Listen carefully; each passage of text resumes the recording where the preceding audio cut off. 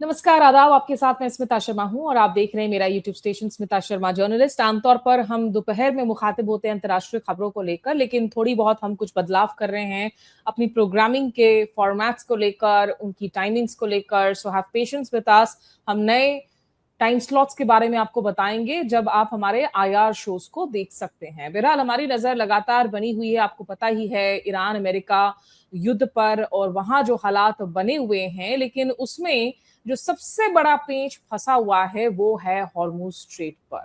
Hormuz strait को लेकर in fact Iran के तरफ से जो बयान आए हैं, ईरान ने कहा है हम ऐसे किसी भी समझौते पर नहीं पहुंचेंगे जिससे हॉर्मुज स्ट्रेट पर हमारी सामरिक लीवरेज को असर पड़े। जो ईरानियन डिप्टी पार्लियामेंट के स्पीकर हैं हमिद रेजा हाजी बबाई, उन्होंने कहा है कि Tehran would never reach an understanding with Washington and the strait of Hormuz is the pinnacle of our power. तो आज के इस एपिसोड में हमारे साथ वापस से वो शख्स जुड़ रहे हैं जिनको आप जानते हैं। हमारे साथ आते हैं अतुल अनेजा जी, जो वेस्ट एशिया के एक्सपर्ट हैं, और इनकी एक नई किताब आई है अब मार्केट में, रीइमेजिनिंग म्यांमार इन अ मल्टीपोलर वर्ल्ड। तो वो किताब आप जरूर से अमेजोन पर और दूसरे ऐप्स पर आप उसको ऑर्डर कर सकते हैं। शुक्रिया अतुल जी, हमेशा की तरह हमें ज्वाइन करने के लिए, and congratulations on the book. Before I talk about the war, थोड़ा बताएंगे दर्शकों को कि क्या है इस किताब का फोकस? थैंक्स स्मिता। स्मिता, जब हम ईरान की स्थिति को देख रहे हैं, why has Iran survived? Iran has survived because it had this kind of a cosy alliance with China and Russia. तो एक नए अलाइनमेंट की वजह से ईरान ने सर्वाइव किया। लेकिन एक दूसरी कंट्री है जिसमें सिमिलर चीज़ हुई है, वो है म्यांमार। बिकॉज म्यांमार में भी रेजिम चेंज की कोशिश की गई, लेकिन म्यांमार ने भी वही किया जो ईरान ने किया है, कि एक स्ट्रैटेजिक रिलेशनशिप रशिया, चाइना और इंडिया, तीन कंट्रीज के साथ किया है, और वेस्ट से हटके जो है और ब्रिक्स की तरफ जाने की कोशिश की है, जिसकी वजह से वहाँ रिजीम चेंज नहीं हुआ। तो बुक उसके बारे में है, म्यांमार के बारे, कैसे उसने सर्वाइव किया और उसका फ्यूचर रोड मैप क्या है, क्योंकि मुझे लगता है कि एक मिडिल पावर बनने की पूरी क्षमता है म्यांमार में।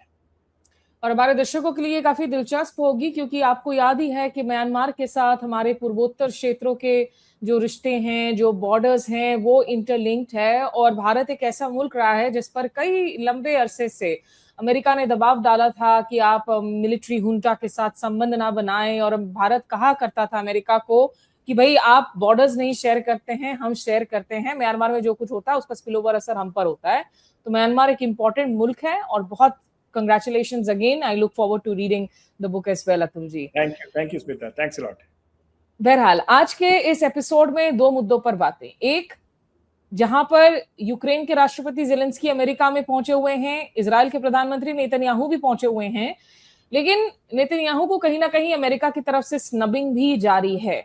और वो स्नबिंग आई सबसे पहले जब ये पूछा गया कि नेतन्याहू नहीं चाहते हैं कि अमेरिका अपने F-35 तुर्की को बेचे। इस बाबत डोनाल्ड ट्रंप ने दो टूक कह दिया कि तुर्की मेरा अच्छा एलाई है और हमें ये कोई ना ज्ञान दे कि हमको किसको क्या सामान बेचना है, खरीदना है। दर्शकों को पहले ये सुना देती हूँ। He's done a very good job. Prime Minister Netanyahu opposes sending F-35s to Turkey.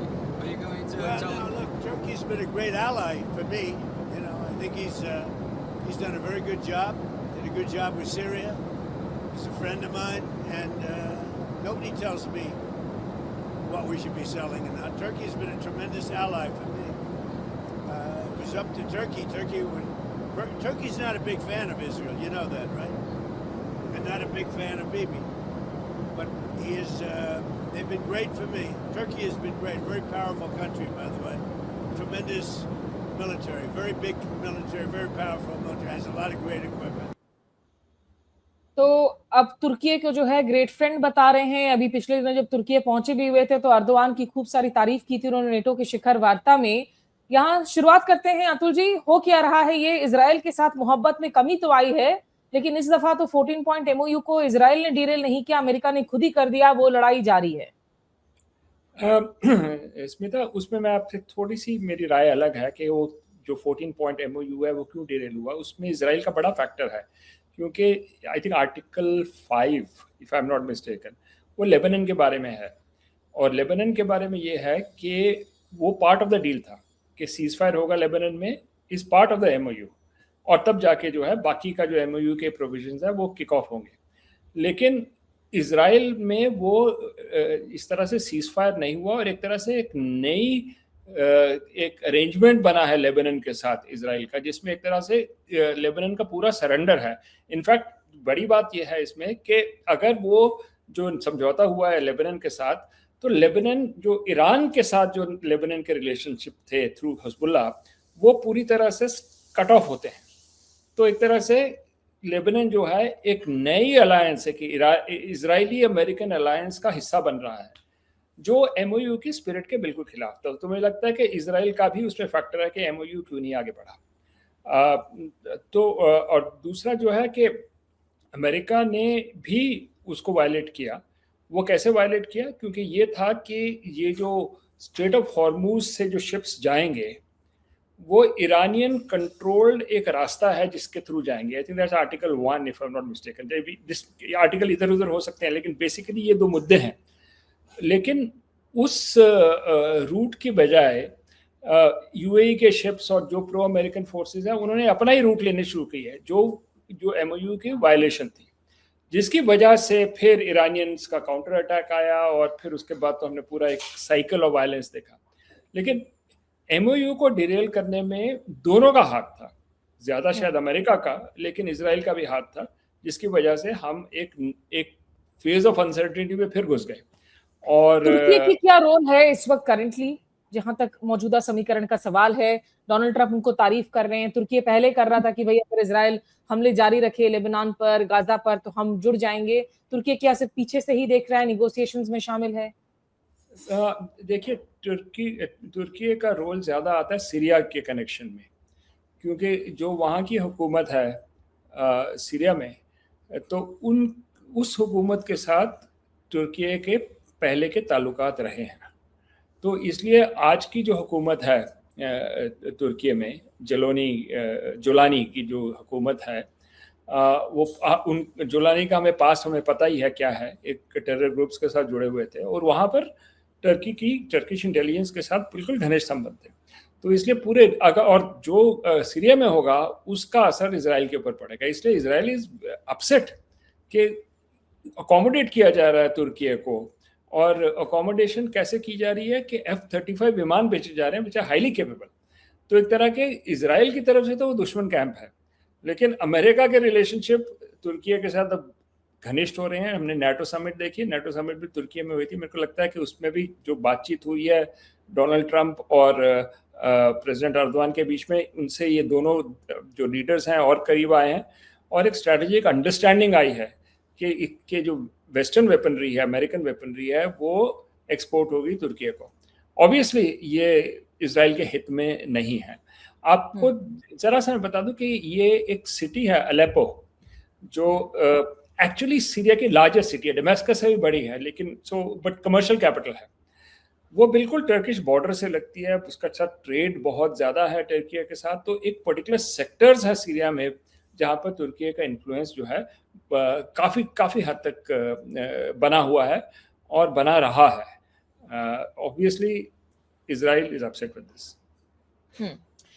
और इजराइल एक तरफ अपसेट है, तुर्की अपसेट है, लेकिन जो सबसे बड़ा जो पेंच फंसा हुआ है वो फंसा हुआ है हॉर्मुज स्ट्रेट को लेकर ही। हॉर्मुज स्ट्रेट को लेकर क्या होगा? अभी जो मैंने बयान दिया कि ईरान के जो पार्लियामेंट में जिस तरह के बयान आ रहे हैं, जहां उनके डेप्यूटी पार्लियामेंट स्पीकर ने कहा है कि भाई हॉर्मुज स्ट्रेट तो हमारी पिनेकल ऑफ पावर है। ये खबरें आ रही थी कि ईरान और ओमान के बीच में जो बातचीत हो रही है, ओमान प्रेस कर रहा है कि एक क्षेत्रीय अलायंस बने स्ट्रेट के मैनेजमेंट के लिए। ईरान कह रहा है कि नहीं, हम फीस वसूली जरूर करेंगे। डोनाल्ड ट्रंप इस वक्त ईरान युद्ध को लेकर ताजा बयान क्या देख रहे हैं वो सुन लेते हैं, और फिर अतुल जी के साथ रिएक्शन कि हॉर्मुज पर आखिर इस वक्त क्या स्थिति है। A lot of people were against that war. We don't want the Venezuela. Why are you doing what you did after we won in about 48 minutes approximately? They said, oh, that was a good move. Well, the same thing's happening in Iran. People just don't see it. We have destroyed their navy. We've destroyed their air force. We've destroyed their leadership. We've destroyed their anti-aircraft weaponry. Their drones are being made at a rate of about 7%. We destroyed most of their drone manufacturing capability, their missile manufacturing capability. And right now they're talking to us about making a deal. But if we didn't do it tough, there would be no talk. And all they do is tap everyone along. They were the bully of the Middle East, and they were the bully of us. Now, you can't bribe them. You got to beat them, and we're beating the hell out of them. But we'll see how it turns out. Right now, there are very friendly negotiations going on. And by the way, how good is our Navy with a blockade? How good? Not one boat gets in. तो तमाम दावे Trump के quintessential style में कि वो बिल्कुल जो है इस वक्त निगोशिएट करना चाह रहे हैं और बहुत फ्रेंडली निगोशिएशंस हो रही हैं और नेवल ब्लॉकेड अमेरिका का एकदम सक्सेसफुल है। अब्दुल जी, रेटरिक तो हमने सुन ली, अब सस्टेंस की बात कर लेते हैं। और हॉर्मुज में कोई समाधान के कोई संकेत नजर आ रहे हैं आपको? कोई संकेत नहीं है अभी, क्योंकि हॉर्मुज का जो अगर उसको सुलझाना है तो दो तरीके से हो सकती है, उसमें मिडिल ग्राउंड नहीं है। या तो ईरान की पूरी डिफीट हो, एक तरह से रिजीम चेंज हो जाए, मिलिट्री क्षमता जो है जो एक्चुअल में ख़त्म हो जाए, मिसाइल अटैक करने की कैपेसिटी ख़त्म हो जाए, गल्फ को ना अटैक कर सके ईरान, ना उसके साथ चाइनीज़ और रशियन इक्वेशन रहे, तब तो एक ये जंग ख़त्म हो सकती है और हॉर्मुज को लिबरेट, सो कोट अनकोट लिबरेट किया जाएगा अगर आप अमेरिकन पर्सपेक्टिव से देखें। दूसरा है कि अमेरिकन घुटने टेके, क्योंकि ट्रम्प साहब ने तो बता दिया कि उसकी नेवी और जितना असला बारूद रिजीम सबको हमने ख़त्म किया, 48 मिनट्स में हम जीत चुके हैं वो। लेकिन जो डेटा आ रहा है अमेरिका से, उनकी अपनी वेपनरी के बारे में है, जो एयर डिफेंस मिसाइल सिस्टम है वो ऑलमोस्ट अब जो है उसमें 70 to 80% डिप्लीशन कई जैसे थर्ड वेपन सिस्टम में आ रही है, किसी में 50% डिप्लीशन है। तो एक तरह से problem sustainability of war America के पास है कि भाई इसको कैसे आगे सस्टेन किया जा सके। और अब तो जो कुछ अटैक्स हुए हैं जो ईरान के जॉर्डन में खासकर, उसमें खास जो एयर डिफेंस इजराइल के लिए बनाया गया था उसको नष्ट किया गया ईरान ने। तो जैसे फ्री राइड फॉर ईरान के अपनी मिसाइल सब दाग सकते हैं इजराइल की तरफ, वो जो पहले की जो लेयर थी डिफेंस की वो भी हट गई है काफ़ी हद तक। दूसरी बात है कि अमेरिका को कुछ अपने फोर्सेस रिजर्व करने ही पड़ेंगे, क्योंकि कल को एक और थिएटर खुल जाता है, लेट्स से ताइवान थिएटर खुल जाता है, चाइनीज चले जाते हैं वहाँ पर, तो आप क्या करोगे फिर उस टाइम पे? तो इसलिए प्रॉब्लम इस वक्त डीप प्रॉब्लम जो है, और साथ में जो इंटरनल पॉलिटिकल प्रॉब्लम आ रही है, आप डेटा अगर देखें किस तरह से जो पॉपुलैरिटी डोनाल्ड ट्रंप की नीचे गिर रही है और नवंबर में मिड टर्म पोल्स में जो है हालत खराब होने वाली है, तो वो भी एक प्रेशर आ रहा है कि इस जंग को खत्म करें। तो problem is really with American, उनके पास ऑप्शंस नहीं है कि इसको खत्म करें। इनकी प्रॉब्लम आ रही है बड़ी, वो है जूइश लॉबी और जो नेतन्याहू का प्रेशर अभी भी, डिस्पाइट एवरीथिंग एल्स, कि वो इन्फ्लुएंस अमेरिका के ऊपर बहुत ज्यादा है। और जब तो इट्स अमेरिकन प्रॉब्लम। अगर इसको सॉल्व करना है, जो आपका सवाल था हॉर्मुज का, वो ईरान को वेट एंड वॉच करना है और उसको कंट्रोल करके रखना है। Pressure is really with the Americans. और अगर इसका आपका ऑलरेडी ब्रेंट क्रूड की अगर प्राइस देखें तो वो $100 परसों तो चली गई थी, अब शायद थोड़ी कम हो गई हो, मुझे एग्जैक्टली आज की फिगर नहीं पता। और अगर ये बढ़ती है, जैसे कि खाड़ी के देशों के ऊपर ईरान के अटैक, सऊदी अरेबिया की शिप का जो ऑयल फ्लो है वो हुतीज ने भी काफी हद तक ब्लॉकेड कर दिया है सुएज कैनाल, रेड सी की तरफ से, बाब अल मंदाब से।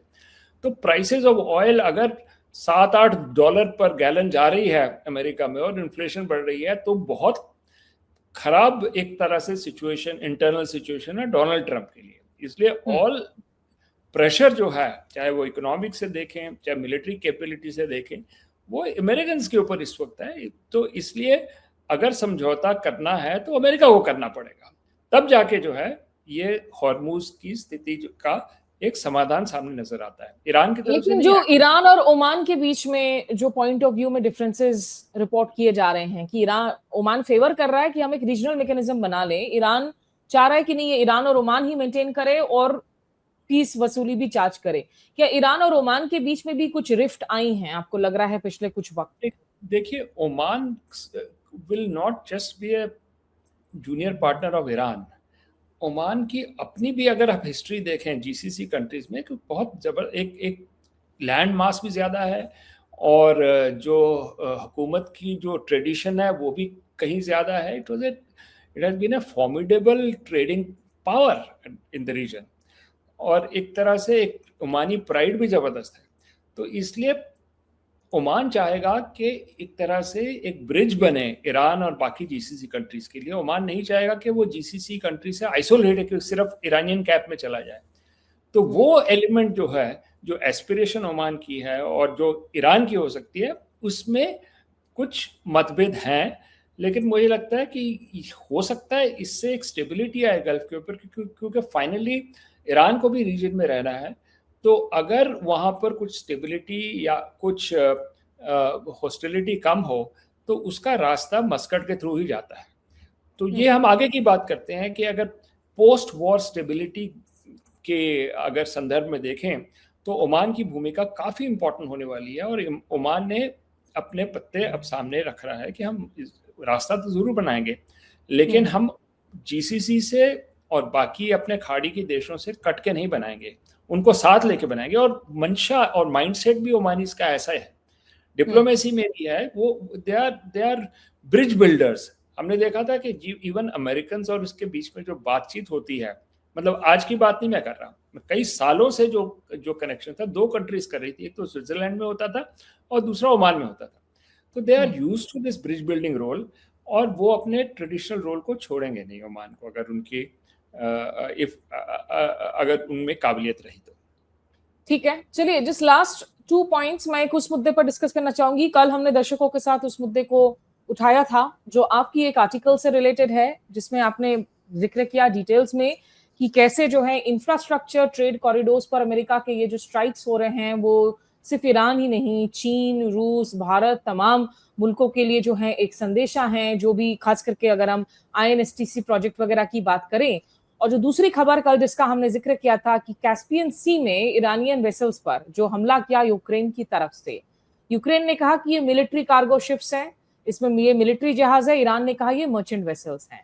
आज ज़ेलेंस्की अमेरिका पहुंचे हुए हैं। यूक्रेन का इस युद्ध में आना, कैस्पियन सी तक इस युद्ध के दायरे का फैलना, इसको जरा सा समझाइए कि व्हाट इम्प्लीकेशंस हमको यहाँ पर जो है नजर बनाई रखनी होगी। स्मिता, हम बात देखते हैं हॉर्मुज के ऊपर और अमेरिका और ईरान के बीच में, लेकिन जो फ्रेमवर्क है वो बड़ा है, क्योंकि एक ऑल्टरनेटिव वर्ल्ड ऑर्डर बन रहा है, ऑल्टरनेटिव ट्रांसपोर्ट कॉरिडोर्स बन रहे हैं। अगर ईरान आज सर्वाइव कर रहा है वो इसलिए है क्योंकि लैंड कॉरिडोर्स उसके चीन के साथ जुड़ रहे हैं, रूस के साथ जुड़ रहे हैं, और उसमें दो बड़े कॉरिडोर्स हैं। एक तो है international north south transport corridor, उसका हब एक बनता है चाबहार और दूसरा हब है बंदर अब्बास। अब अगर हम पैटर्न देखें बॉम्बिंग का, जो अमेरिकन आ रहा है, वो दोनों पे बमबारी हो रही है, 3-3 वेव्स में बमबारी हो रही है, खासकर बंदर अब्बास पे, चाबहार पे भी हुई है। तो इसलिए अटैक्स जो हैं वो डीपर हैं, उसको इनको कमजोर करने की बात है कि जो लाइफलाइंस बनी हुई हैं कॉरिडोर्स की, जो यूरेशियन लाइफलाइंस है, उनके ऊपर भी अटैक हो। तो इसलिए हम देख रहे हैं बंदर अब्बास पे अटैक, कैस्पियन सी पे जो है यूक्रेन उसमें कूद पड़ा है, क्योंकि कैस्पियन के ऊपर जा रही है, और कैस्पियन का जो पार्ट है अस्त्राखान जा रहा है, वो भी international north south transport corridor का पार्ट है। तो यूक्रेन ने भी अटैक किया है INSTC को। तीसरा एक आ रहा है चाइना से Iran via Central Asia freight corridor, 10,000 kilometre का under belt and road initiative. उसको ऑलरेडी एक मेजर रेलवे ब्रिज था गोलिस्तान प्रोविंस के अंदर, जिसको आई थिंक 7 जुलाई को अमेरिकन ने नष्ट कर दिया। तो अब हम देख रहे हैं कि ये लड़ाई सिर्फ ईरान तक सीमित नहीं है, it has become the battle of the routes. और उसमें जो है अमेरिकन तो अटैक कर रहे हैं, लेकिन साथ साथ उसी रूट पे जो रशिया और ईरान को कनेक्ट कर रहा है, वहां पर यूक्रेन भी कूद पड़ा है। तो इसलिए it is broadening out both territory wise, क्योंकि पूरा INSTC का आप देख रहे हैं चाबहार से लेके बंदर अब्बास और कैस्पियन तक जा रहा है, और in terms of actors, players, अभी तक यूक्रेन अपने ब्लैक सी के तरफ उसके अटैक होते थे या क्राइमिया पे अटैक होते थे, लेकिन अब यूक्रेन की दिशा INSTC और यूरेशियन कॉरिडोर्स पे आ चुकी है। एक तरह से खतरे की घंटी है, एक्सपेंशन की तरफ ये जा सकता है, क्योंकि इसमें क्या हुआ है कल, क्योंकि रशिया की तरफ जा रहा था, इसलिए रशिया और चाइना का BRI का रूट का वो अटैक हुआ था गोलिस्तान ब्रिज का, we are getting Chinese and Russians closer into this conflict. और ये एक नई बात है कि सिर्फ ईरान अब सिर्फ अकेला तो सपोर्ट पीछे से आ रही थी, लेकिन अब ये ऑर्गेनिकली लिंक हो रहे हैं चाइना और ईरान, क्योंकि उनके इंफ्रास्ट्रक्चर पे अटैक हो रहा है।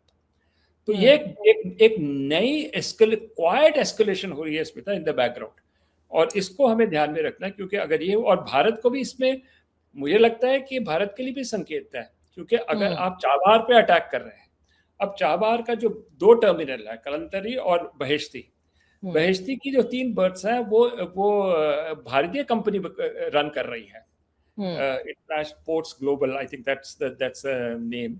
तो अगर अमेरिका उस दिशा में अटैक कर रहा है तो भारत को भी वार्निंग शॉट्स हैं कि आप जरा इनके करीब ज्यादा ना जाएं, यानी कि ईरान और रशिया और चाइना के करीब जरा उनसे दूरी रखें, क्योंकि अगर हम कलंतरी को कर सकते हैं, बहेश्ती को भी कर सकते हैं। सो आई थिंक यहाँ पर इंडिया में बड़ी कॉम्प्लिसेंसी है कि ये तो दूर की बात है। I think the American are very clear now, they are targeting India. सिर्फ ट्रेड की बात नहीं कर रहे या तेजस एयरक्राफ्ट के इंजन की बात नहीं कर रहे, बट नाउ कॉरिडोर्स की बात हो रही है। आफ्टर ऑल जो international north south transport corridor Smita जिसकी हम बात कर रहे हैं, उसके फाउंडिंग मेंबर्स कौन है? उसके फाउंडिंग मेंबर इंडिया, मुंबई से चलता है वो, इंडिया, रशिया एंड ईरान, और बाद में अफगानिस्तान ने भी उसमें ज्वाइन कर लिया INSTC को। सो सॉरी, चाबहार रूट को, जो एक फ्लैंक है INSTC का। तो इसलिए भारत के लिए क्लियर, भारत को let's face the reality on the ground कि मैसेजेस हमारे ऊपर आ रहे हैं। ये जो आप न्यूट्रलिटी यहाँ बरत नहीं सकोगे ज्यादा देर, तो इसलिए, और खासकर इसमें आपके 2 प्लेयर्स, अगर आपके पास ईरान, क्योंकि कॉन्फ्लिक्ट जोन में आप इतना करीब इस वक्त नहीं डेमोन्स्ट्रेट कर सकते, लेकिन China and Russia are critical for us, क्योंकि बिना इसके जो है हमारा जो यूरेशियन आउटरीच है वो एक तरह से खत्म हो सकता है, और रशिया की जो हमारे ऊपर लीवरेज है वो हम सब जानते हैं। सो वी हैव, ये आ रहा है एक तरह से मोड पे हम जा रहे हैं, जब आप ये मिडिल ग्राउंड नहीं आप गेम खेल सकते कि आप रशिया के साथ भी रहेंगे और अमेरिका के साथ भी रहेंगे और यूरोप को भी एंगेज करेंगे। ये जो था ना ब्रिज बिल्डिंग रोल, और ग्लोबल साउथ से भी करेंगे, we are being found out. अब आपको पोजीशंस लेनी पड़ेगी कि, और मैं तो बार बार यही कहता हूं कि अगर आपको वॉशिंगटन में कुछ नरमी चाहिए, उसका रास्ता आपका चीन और रूस से ही जाता है। जब आप ब्रिक्स या उनके साथ बाकी ऐसे संगठनों के साथ मजबूती से जाएंगे, तब जाके एक लीवरेज बनेगी अमेरिका के साथ, तब डील होगी। हालांकि उसके विपरीत जो है, शायद यहाँ पर रीडिंग है कि अगर आप ज्यादा इनके साथ दिखे तो उससे अमेरिका का गुस्सा और ज्यादा बढ़ेगा, और वहां चूंकि हमारी मैन्युफैक्चरिंग सेक्टर, हमारी एक्सपोर्ट सेक्टर्स लिंक्ड है, हमारी डायस्पोरा की लिंकेजेस बहुत ज्यादा स्ट्रांग है, तो इसीलिए जो है आप अमेरिका को अनॉय नहीं करना चाह रहे, खास करके नॉन प्रेडिक्टेबल ट्रम्प। तो स्मिता, आप डिसाइड करना है ना, इसमें आपको NRIs का और जो अमेरिका में डायस्पोरा है उसका साथ देना है, कि आपको अपनी जो स्ट्रेटेजिक ऑटोनॉमी को मेंटेन करना है, अपनी डिफेंस को मेंटेन करना है, क्योंकि रशिया इज वेरी इंपॉर्टेंट। आपको अगर एलिनेट किया रशिया को तो आपकी प्रॉब्लम आने वाली है। और तीसरा जो है, आपको आप रीड क्या कर रहे हैं, वो नया वर्ल्ड ऑर्डर किस तरफ जा रहा है? क्या आप नए वर्ल्ड ऑर्डर से जुड़ना चाहते हैं कि ओल्ड वर्ल्ड में जाना चाहते हैं? भारत अगर एक पोल समझता है आप मल्टीपोलर वर्ल्ड का, तब आप लेफ्ट राइट नहीं कर सकते, आपको बोल्डली ही खेलना पड़ेगा। मैंने एक किसी और इंटरव्यू में कहा था कि जिस दिन ऑप सिंदूर आपने किया है, उस दिन से आपको फ्रंट फुट पे ही खेलना पड़ेगा, क्योंकि दुनिया आपके पीछे आएगी। You have to take positions now, और आपके दोस्त कौन है, दुश्मन कौन है, इसमें आपको चॉइसेस करनी पड़ेंगी। तो मिडिल ग्राउंड का जो स्कोप है वो ईरान के जो INSTC के अटैक से अगर हम जोड़े, तो ये क्लियर कट वार्निंग आ गई है कि ये वॉफलिंग जो है वो उसका खत्म होना जरूरी है, और हम स्ट्रेट फॉरवर्ड पोजीशन लें और फिर एंगेज करें। फाइनल क्वेश्चन फिर अगेन गोइंग बैक, जो कैस्पियन सी पर हमने अटैक की बात की और आज ज़ेलेंस्की का अमेरिका में जाना, क्या यहाँ ज़ेलेंस्की पर अमेरिका का भी दबाव बन रहा है कि आप ईरान युद्ध को लेकर जो अपनी पोजीशन बदले, चूंकि यूरोप ने और यूरोप के नेताओं ने इतनी ज्यादा लगातार आलोचना की है डोनाल्ड ट्रंप की इस युद्ध पर? नहीं, मुझे नहीं लगता। मुझे लगता है कि जो यूक्रेन ने किया वो बिल्कुल अलाइंड है जो अमेरिकन कर रहे थे। अमेरिकन ने गोलिस्तान ब्रिज किया और बंदर अब्बास को अटैक किया और चाबहार को अटैक किया। उसी रूट पे यूक्रेन ने भी अटैक किया है। अल्टीमेटली आपने उसी एरिया को टारगेट किया जो अमेरिका भी टारगेट कर रहा है। तो मुझे लग रहा है कि यहाँ पर तो कंप्लीट अलाइनमेंट है यूक्रेन और वेस्ट की और अमेरिका की, इन द सेंस यूरोप की, अमेरिका ये की। नेचुरल अलाइनमेंट है या आपको लग रहा है ये फोर्स्ड हो रहा है ताकि यूरोप पर जो है दबाव बने? नहीं, मुझे नहीं लगता। मुझे लगता है कि finally American after the NATO summit जो हुई थी टर्की में, वो एक यूरोप को भी अब के तरफ भी रवैया बदल रहा है। बोलते बहुत हैं ट्रम्प साहब, लेकिन मुझे लगता है स्ट्रक्चरली अभी भी यूरोप को अपने साथ ही खींचना चाहते हैं। तो वो एक चेंज आया था अंकारा कॉन्फ्रेंस के बाद। और मुझे लग रहा है कि Zelensky is playing that role जो अमेरिकन चाह रहे हैं। और दबाव की बात तो नहीं है, बिकॉज मुझे नहीं लगता कि इससे जो है, अगर रशिया पे प्रेशर आ रहा है, वो यूरोप खासकर जर्मनी जैसे देश देखें या यूके देखें, वो तो चाहते हैं कि रशिया के ऊपर और प्रेशर आए। तो the targeting is of Russia, not of Europe. ठीक है, चलिए, तमाम मुद्दों पर बातें की हमने आपसे, हमेशा की तरह इनलाइटनिंग कॉन्वर्सेशंस के लिए बहुत बहुत शुक्रिया सर। और पेंच पूरी तरीके से यहाँ फंसा हुआ है, कोई भी इजी सॉल्यूशंस यहाँ नहीं है, लेकिन जो जरूरी बात यहाँ अतुल जी ने की कि भारत की मुश्किलात बढ़ रहे हैं क्योंकि भारत को अपनी पोजीशंस को और डिफाइन करना पड़ेगा, क्लियर कट करना पड़ेगा। क्विक रिमाइंडर दर्शकों को, अतुल जी की नई किताब इनसाइड म्यांमार, रीइमेजिनिंग म्यांमार इन अ मल्टीपोलर वर्ल्ड, आप उस किताब को खरीदें, उसे पढ़ें और उस किताब पर भी डिटेल चर्चा हम आने वाले दिनों में जरूर करेंगे। अभी के लिए बस इतना ही। बहुत शुक्रिया आपका Atul ji. Thank you so much Smita, धन्यवाद। दर्शकों का भी हमारे से जुड़ने के लिए हमेशा की तरह शुक्रिया। नमस्कार, आदाब।